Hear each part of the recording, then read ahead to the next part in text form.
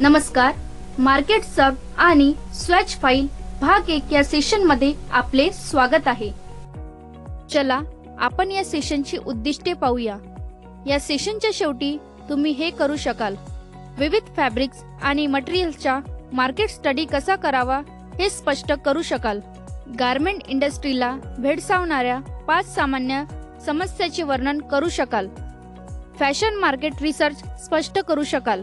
Market research सर्वेक्षणासाठी 5 success tips स्पष्ट करू शकाल. स्वॅच फाईल तयार करण्यासाठी लागणारे आवश्यक टूल्स आणि मटेरियल पुढील प्रमाणे आहेत: record note, silk, cotton cloth, polyester blend cloth, polyester salwar, silk salwar, polyester blend sari, silk sari, cotton shirt material, satin ribbon, plain weave fabric, twill weave fabric, satin weave fabric, printed fabric, embroidery fabric, sari, bedsheet, uniform material. चला आता आपण फॅब्रिकवर market research कसे करायचे ते पाहूया. Market research करण्यासाठी cotton, polyester blend, silk, printed fabric इत्यादी सारखा विविध प्रकारच्या फॅब्रिकच्या शॉपला भेट द्या. ड्रेस मटेरियल, सलवार, साड्या, शर्ट मटेरियल, पॅन्ट किंवा ट्राउझर इत्यादीसाठी वापरल्या जाणाऱ्या सर्व प्रकारच्या फॅब्रिकच्या दुकानातून काही सॅम्पल निवडा. मार्केट रिसर्च करताना सेल्स गर्लकडून काही माहिती गोळा करावी लागते. फॅब्रिकचे नाव, उदाहरणार्थ कॉटन प्रिंटेड फॅब्रिक. त्याचा उपयोग म्हणजे सलवार मटेरियल.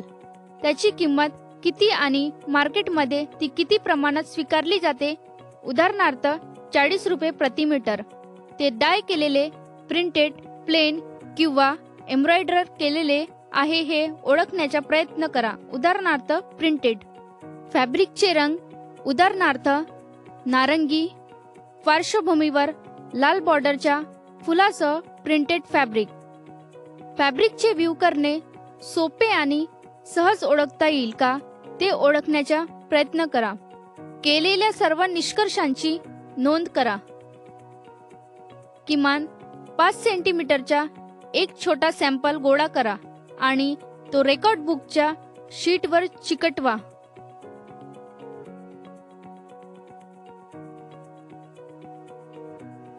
बुकच्या दुसऱ्या शीटवर पेस्ट केलेल्या सॅम्पलचे तपशील लिहा.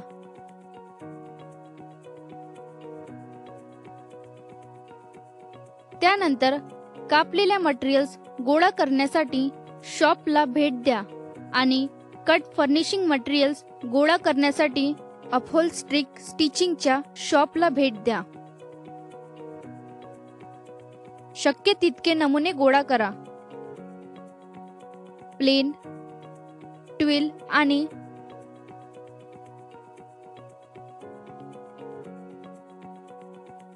सॅटिन व्ह्यूचे प्रत्येकी किमान 5 सॅम्पल गोळा करा. प्रिंटेड आणि एम्ब्रॉयडरी फॅब्रिकमध्ये प्रत्येकी 5 सॅम्पल.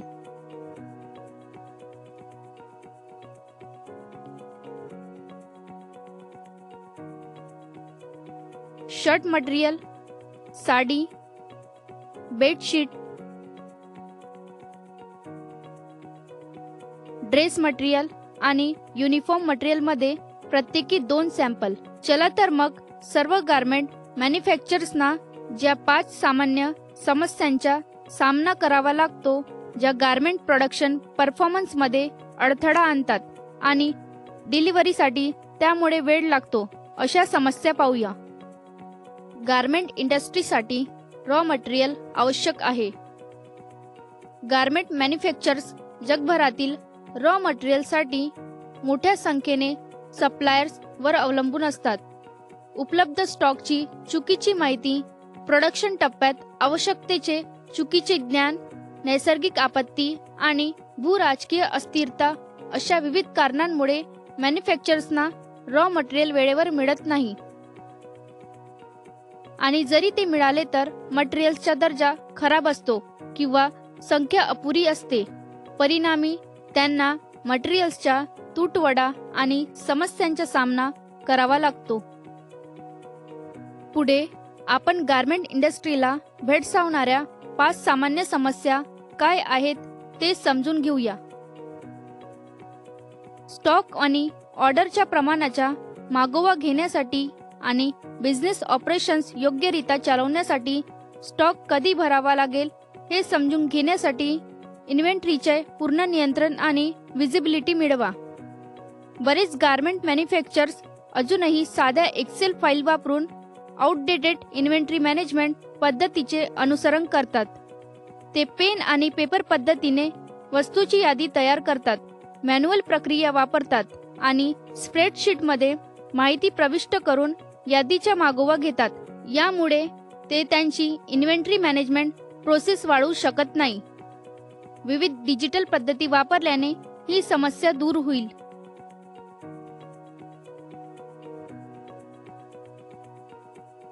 चला तर आपण आता पुढे गारमेंट इंडस्ट्रीमधील प्रोडक्शन विलंबाची 5 कारणे पाहूया. मानवी चुका, मनुष्यबळाची कमतरता, सप्लाय चेनची अकार्यक्षमता, स्लो प्रोडक्शन, आउटडेटेड मॅन्युफॅक्चरिंग प्रक्रियांचे अनुसरण करणे आणि पारदर्शकतेचा अभाव असणे. क्वालिटी अप्रूव्हल्स पूर्ण करण्यासाठी प्रॉडक्टच्या प्रिपरेशन पासून ते फिनिशिंग पर्यंत ऑर्डर प्रक्रियेमध्ये गारमेंट मॅन्युफॅक्चरर्सना विविध आव्हानांचा सामना करावा लागतो. पुढील जॉबरला पाठवण्यासाठी वेअरहाऊसमध्ये पडलेली हाफ बेक्ड प्रॉडक्ट किंवा सामान मिळवण्यासाठी जॉबर्सकडून चुकीचा पुरवठा केल्यामुळे सामान्यपणे सामानास विलंब होतो. गारमेंटमधील दोष ही गारमेंट मॅन्युफॅक्चरर्ससाठी आणखी एक मोठी समस्या आहे. प्रॉडक्ट पूर्ण केल्यानंतर गारमेंटवर अनेक दोष आढळतात, जसे की लूज बटन, होल्स, डाग, डिस्कलरेशन, अयोग्य ट्रिमिंग, खराब आयनिंग, लूज थ्रेड इत्यादी. हे सर्व खराब संप्रेषण, अयोग्य कटिंग, ट्रिमिंग आणि गारमेंट पार्ट्सच्या अयोग्य हँडलिंगमुळे होते. फॅशन मार्केट रिसर्च हे माहितीच्या 2 स्रोतांनी बनलेले आहे, ज्याला प्रायमरी आणि सेकंडरी रिसर्च असे संबोधले जाते. माहितीचे प्रायमरी आणि सेकंडरी सोर्स वापरून टार्गेट मार्केट आणि त्यांच्या विविध विभागांबद्दलचे अनेक प्रमुख घटक निर्धारित करा. यात हे समाविष्ट आहे: फॅशनवर वार्षिक खर्च, खरेदी अनुभव, फ्रिक्वेन्सीची तुलना इन स्टोअर विरुद्ध ऑनलाईन,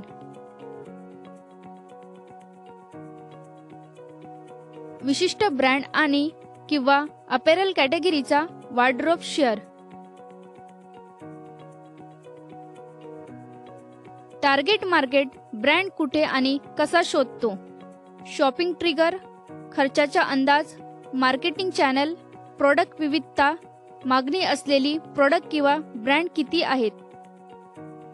चला आपण फॅशन इंडस्ट्रीमधील प्रायमरी रिसर्चबद्दल सविस्तर जाणून घेऊया.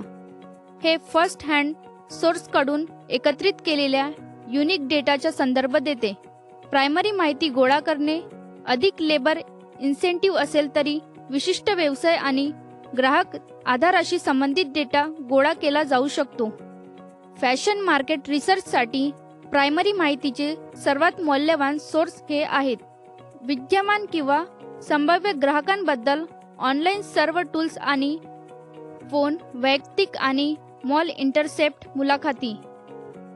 फोकस ग्रुप सहभागींमध्ये संयत चर्चा करण्यास अनुमती देतो. हे ग्रुपला आयडिया शेअर करण्यासाठी आणि एखाद्या विषयावर किंवा ट्रेंडवर चर्चा करण्याची संधी प्रदान करते, जे फॅशन मार्केट रिसर्च आयोजित करताना विशेषतः उपयुक्त आहे. फील्ड रिसर्च विक्रेत्यांना नैसर्गिक वातावरणात ग्राहक कसे वागतात याचे निरीक्षण करण्यास आणि समजून घेण्यास अनुमती देते. ग्राहकांच्या नैसर्गिक निरीक्षणाद्वारे आणि सेशन रिप्लाय टूल्सद्वारे स्टोअरमध्ये कसे ब्राउज करतात आणि खरेदी करतात याबद्दल मौल्यवान माहिती प्रदान करते. नवीन डिझाईन संकल्पनाची चाचणी घेण्यासाठी वापरकर्ता चाचणीचा वापर अनेकदा केला जातो. वापरकर्ता चाचणी ग्राहकाची आवड आणि रिसेप्शनिस्ट मोजते. हे स्टोअरमधील खरेदी अनुभव आणि फॅशन वेबसाईटमध्ये केलेले बदल तपासण्यासाठी देखील वापरले जाते. चला आता आपण फॅशन इंडस्ट्रीसाठी सेकंडरी रिसर्च बद्दल तपशीलवार माहिती जाणून घेऊया. सेकंडरी रिसर्च विद्यमान प्रकाशित सोर्स कडून डेटा सोर्सिंग करून केले जाते, कारण ते अधिक आयोजित केले गेले असते. त्यानंतर विश्लेषणासाठी तयार करण्यासाठी सेकंडरी डेटा ऑर्गनाइज केला जातो. स्ट्रॉंग एनालिसिस मध्ये सेकंडरी सोर्सची एकमेकांशी त्यांच्या प्रायमरी सोर्स काउंटरपार्टशी तुलना करणे समाविष्ट आहे. फॅशन इंडस्ट्रीसाठी सेकंडरी माहितीच्या चांगल्या सोर्समध्ये हे समाविष्ट आहेत: मार्केट आणि इंडस्ट्री रिसर्च रिपोर्ट्स आणि white papers, fashion industries websites, SEO keywords आणि ट्रेंड रिसर्च, सरकारी स्टॅटिस्टिक्स, स्पर्धांच्या वेबसाईट आणि इतर डिजिटल प्रॉपर्टीज जसे की ॲप्स, मोबाईल साइट्स, जाहिराती इत्यादी. निष्कर्ष काढण्यासाठी मार्केट रिसर्च सर्वांसाठी 5 सक्सेस टिप्स ह्या आहेत. मार्केटिंग आव्हान परिभाषित करा. सर्वांसाठी प्रश्न काळजीपूर्वक तयार करा. रिसर्च सर्व योग्य प्रेक्षकांना वितरित करा. नवीन मार्केट रिसर्च डेटाचे पुनरावलोकन करा. डेटा ड्रिव्हन मार्केटिंग डिसिजन्स घ्या. चला आपण चर्चा केलेल्या मुख्य मुद्द्याचा आढावा घेऊया.